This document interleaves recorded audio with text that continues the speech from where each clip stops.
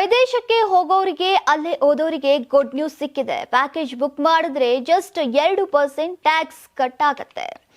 ವಿದೇಶದಲ್ಲಿನ ಆಸ್ತಿ ಘೋಷಣೆಗೆ ಈಗ 6 ತಿಂಗಳ ಅವಕಾಶ ಸಿಗಲಿದೆ. ಹೌದು, ಇನ್ಮುಂದೆ ವಿದೇಶಿ ಪ್ರವಾಸ ಭಾರಿ ಅಗ್ಗವಾಗಲಿದೆ. ವಿದೇಶಕ್ಕೆ ಹೋಗೋರಿಗೆ ಮತ್ತು ಅಲ್ಲಿ ಓದೋ ಮಕ್ಕಳಿಗೆ ಟ್ಯಾಕ್ಸ್ ಕಲೆಕ್ಟೆಡ್ ಅಟ್ ಸೋರ್ಸ್ ಮತ್ತು ಟ್ಯಾಕ್ಸ್ ಡಿಡಕ್ಟೆಡ್ ಅಟ್ ಸೋರ್ಸ್ ನಲ್ಲಿ ಭರ್ಜರಿ ಇಳಿಕೆ ಮಾಡಲಾಗಿದೆ. ಇಷ್ಟೇ ಅಲ್ಲ, ಟ್ಯಾಕ್ಸ್ ರಿಟರ್ನ್ ಫೈಲ್ ಮಾಡೋದು ಇನ್ಮುಂದೆ ಸುಲಭ ಆಗಲಿದೆ.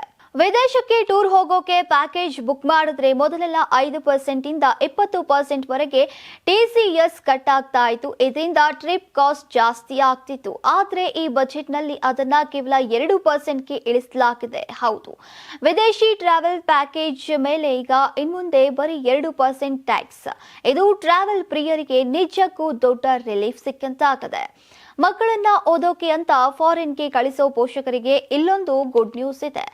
ಉದಾರೀಕೃತ ರವಾನೆ ಯೋಜನೆಯಡಿ ಈಗ ವಿದೇಶಕ್ಕೆ ದುಡ್ಡು ಕಳಿಸಿದ್ರೆ ಅದರ ಮೇಲೆ ವಿಧಿಸ್ತಾ ಇದ್ದಂತಹ TDS ಅನ್ನ ಕಡಿಮೆ ಮಾಡಲಾಗಿದೆ. ಇಷ್ಟೇ ಅಲ್ಲ, ಆರೋಗ್ಯ ಮತ್ತು ಶಿಕ್ಷಣ ಕ್ಷೇತ್ರಕ್ಕೆ ಸಂಬಂಧಿಸಿದ TCS ಅನ್ನ ಈಗ 5% ನಿಂದ 2%ಗೆ ಇಳಿಸಲಾಗಿದೆ. ಇದರಿಂದ ವಿದೇಶದಲ್ಲಿ ಓದುವಂತಹ ಮಕ್ಕಳ ಖರ್ಚು ಸ್ವಲ್ಪ ಕಮ್ಮಿ ಆಗಲಿದೆ.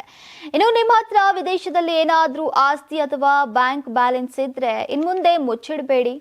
ಸರ್ಕಾರ ಈಗ ಒಂದು ಹೊಸ ಸ್ಕೀಮ್ ಅನ್ನ ತಂದಿದೆ. ಇದರ ಅಡಿಯಲ್ಲಿ ಮುಂದಿನ 6 ತಿಂಗಳ ಕಾಲಾವಕಾಶವನ್ನ ನೀಡಲಾಗಿದ್ದು, ಅಷ್ಟರೊಳಗೆ ನಿಮ್ಮ ಆಸ್ತಿ ಅಂದ್ರೆ ವಿದೇಶಿ ಆಸ್ತಿಯನ್ನ ಘೋಷಣೆ ಮಾಡ್ಕೋಬಹುದು.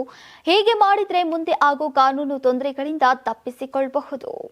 ಯಾರಾಗ್ತಾರೆ MLA ಅಭ್ಯರ್ಥಿ 2028 ಶೀಘ್ರದಲ್ಲೇ.